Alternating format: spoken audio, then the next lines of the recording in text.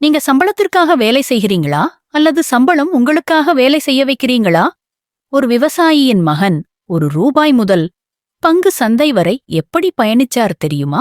இந்த வீடியோ உங்க வாழ்க்கையின் நிதி சிந்தனையை மாற்றக்கூடிய உண்மையான பயணம்.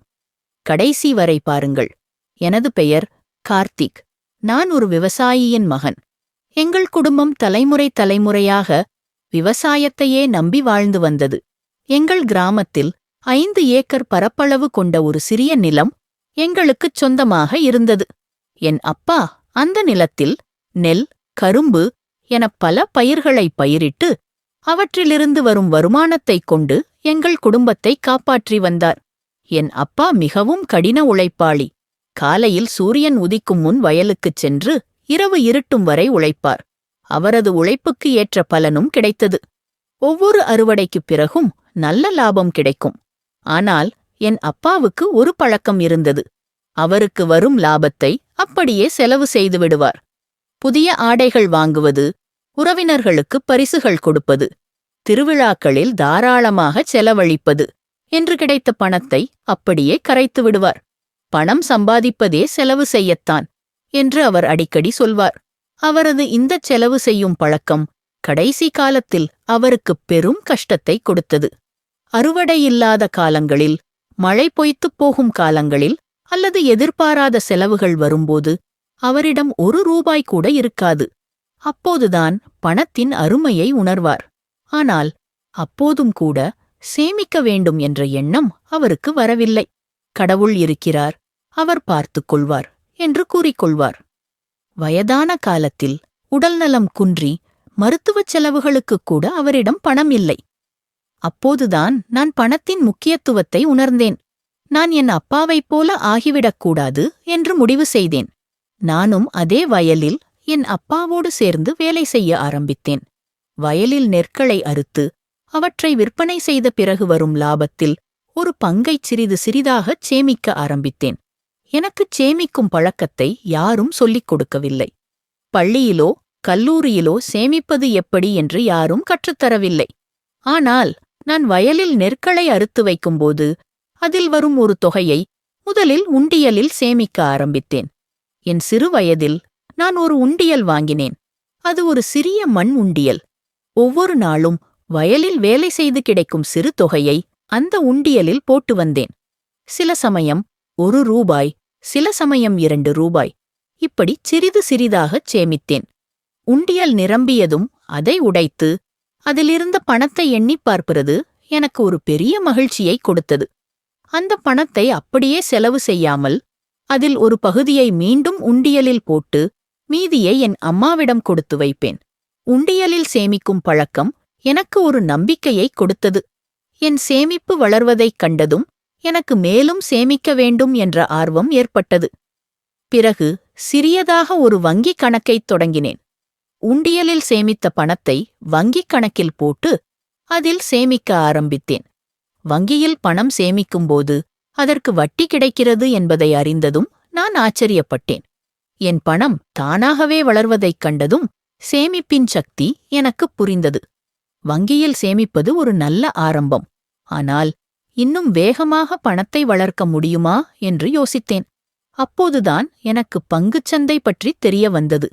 முதலில் பங்குச்சந்தை என்றால் என்ன, எப்படி அதில் முதலீடு செய்வது என்று பல புத்தகங்களை படித்தேன். இணையத்தில் பல தகவல்களைத் தேடினேன். அனுபவம் வாய்ந்தவர்களிடம் ஆலோசனை கேட்டேன். ஆரம்பத்தில் மிகக் குறைந்த தொகையை முதலீடு செய்தேன். பங்குச்சந்தையில் ஏற்ற இறக்கங்கள் இருக்கும் என்பதை புரிந்து கொண்டேன். பொறுமையாகவும் கவனமாகவும் முதலீடு செய்ய ஆரம்பித்தேன். சில சமயம் லாபம், சில சமயம் நஷ்டம். ஆனால் நான் கற்றுக்கொண்டேன். ஒவ்வொரு தவறும் எனக்கு ஒரு பாடத்தை கற்றுக் கொடுத்தது. சில பேர் சொல்வார்கள், பணத்தால் எல்லாத்தையும் வாங்கியும் விட முடியாது என்று. இந்த வார்த்தையை நான் பலமுறை கேட்டிருக்கிறேன். ஆனால் என் அனுபவத்தில் பணம் இருந்தால் எல்லாவற்றையும் வாங்கிவிடலாம். ஏன், நேரத்தை கூட நம்மளால வாங்கிவிட முடியும். இது எப்படி சாத்தியம்? பணம் நம்மிடம் இருக்கும்போது அதை கொடுத்து 10 பேரை நாம் வேலைக்கு அமர்த்த முடியும். அந்த 10 பேர் நமக்காக வேலை செய்யும்போது நமது வாழ்நாளில் செய்ய வேண்டிய வேலை 10 பேரால் செய்யப்பட்டு நமக்கு நேரம் மிஞ்சுகிறது. உதாரணமாக, நான் வயலில் தனியாக வேலை செய்தால் ஒரு நாளில் ஒரு குறிப்பிட்ட அளவு வேலையைத்தான் செய்ய முடியும். ஆனால் என்னிடம் பணம் இருந்தால் நான் 10 ஆட்களை வேலைக்கு அமர்த்தி அதே வேலையை 1 மணி நேரத்தில் முடிக்க முடியும். மீதி நேரத்தை நான் என் குடும்பத்துடன் செலவிடலாம், புதிய விஷயங்களைக் கற்றுக்கொள்ளலாம் அல்லது வேறு முதலீடுகளைப் பற்றி யோசிக்கலாம். இதுதான் பணத்தின் சக்தி.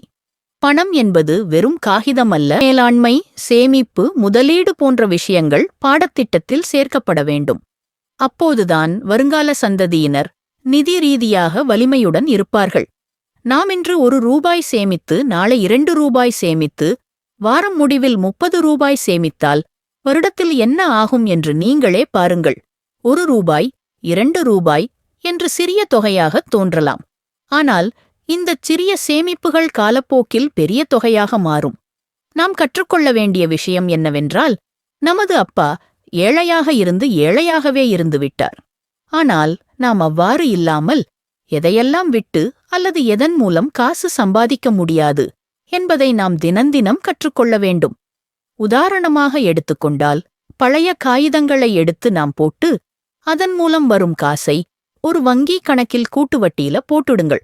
அது 5 வருடங்கள் கழிந்து பார்த்தால் இன்னைக்கு 5 வருடங்கள் கழிந்து அது ஒரு 10,000ஆக மாறியிருக்கும். இது எவ்வாறு சாத்தியமாயிற்று என்றால் கூட்டுவட்டி மூலமாகத்தான். கூட்டுவட்டி என்பது பணத்தை வளர்க்கும் ஒரு அற்புதமான சக்தி.